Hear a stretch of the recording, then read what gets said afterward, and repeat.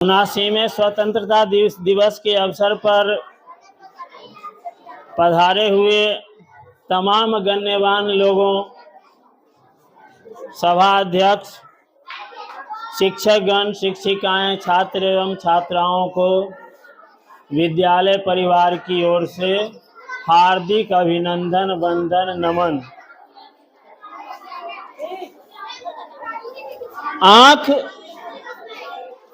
आँख खुले तो धरती हिंदुस्तान की हो और आंखें बंद हो तो यादें हिंदुस्तान की हो।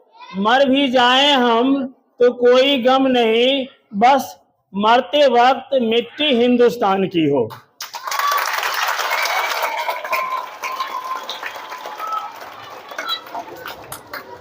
ये हम लोग हर साल स्वतंत्रता दिवस मनाते हैं। ये स्वतंत्रता दिवस के पीछे बहुत बड़ी कहानी है, बहुत लंबी कहानी है, क्योंकि ये 79वां स्वतंत्रता दिवस है। 78 वर्ष बीत गए हैं, तो बीच में कई पीढ़ी निकल गई है। तो आज़ादी के समय को और आज़ादी के पूर्व के समय को देखे हुए बहुत कम लोग यहाँ पर हैं। तो अभी हम जो किताब में पढ़ते हैं या बड़े बुजुर्गों से सुनते हैं, उससे पता चलता है कि हमारी जिंदगी 15 अगस्त 1947 से पहले कैसी थी। हम 15 अगस्त 1947 से पहले आज़ाद नहीं थे, हम गुलाम थे, अंग्रेजों के अधीन थे, अंग्रेजों के दास थे। अंग्रेज हम पर हुकूमत करते थे और वे अपना शासन चलाते थे। आज जिस परिस्थिति में आप बच्चे सभी लोग देख रहे हैं, वो परिस्थिति 15 अगस्त 1947 से पहले हमें नहीं थी। हमें मौलिक अधिकार है, हमें मौलिक कर्तव्य है, यह हमारा अपना संविधान है, हमारे अपने प्रधानमंत्री हैं, हमारे अपने राष्ट्रपति हैं, हमारा अपना देश है, आज़ाद देश है, राज्य में मुख्यमंत्री हैं। ऐसी व्यवस्था पहले नहीं थी।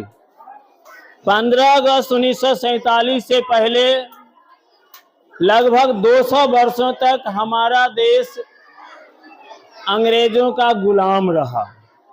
अंग्रेज यहाँ व्यापार करने के उद्देश्य से जहांगीर के समय आए थे और व्यापार करते करते धीरे धीरे यहाँ पर वे फूट डालो और शासन करो की नीति अपनाकर पूरे भारत पर राज करने लगे। अनेक प्रयास हुए बीच बीच में भारत को आजाद करने का।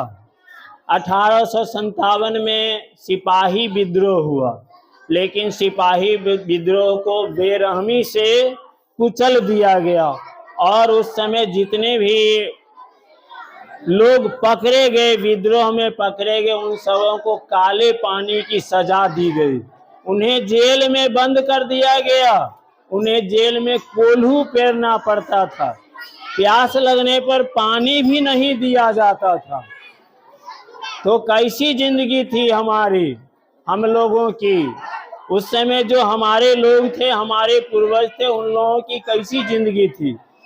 तो इस तरह से बहुत हम लोग, हमारे पूर्वज उस समय के लोग बहुत कष्ट में थे, बहुत परेशानी में थे। और समय समय पर जो देसी रियासतें थी ये कोशिश करती थी। हमारे 1885 में भारतीय राष्ट्रीय कांग्रेस का ये गठन हुआ और उसके बाद एक ढंग से समझिए कि हमारी आज़ादी के लिए प्रयास शुरू हो गया। और जब महात्मा गांधी का आगमन 1916 में चंपारण सत्याग्रह से हुआ, तो उसके बाद ये आज़ादी की लड़ाई दूसरे मोड़ पर आ गई। फिर सुभाष चंद्र बोस का आगमन हुआ, चंद्रशेखर आजाद, खुदीराम बोस, लाला लाजपत राय, अनेक, जब पंडित जवाहरलाल नेहरू, इन लोगों का जब आगमन हुआ, सत्याग्रह हुआ और बहुत सा आंदोलन हुआ, ये चंपारण सत्याग्रह हो या सविनय अवज्ञा आंदोलन हो या शाम नहीं होने देंगे, शहीदों की कुर्बानी बदनाम नहीं होने देंगे। और जब तक भी हमारे शरीर में लहू की एक बूंद है तब तक हम इस देश को गुलाम नहीं होने देंगे।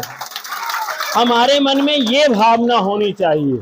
आप नौनिहाल हैं, अंबेडकर अपनी माता पिता के 14वीं संतान थे, लोहिया 9वीं संतान थे, तो आप किस नंबर पर हैं ये नहीं है, आप में भविष्य है, भारत का भविष्य है।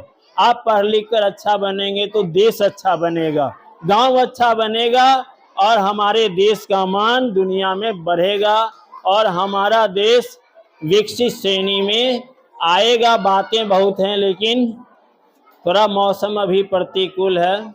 मैं अपनी वाणी को विराम देता हूँ। जय हिंद, जय भारत।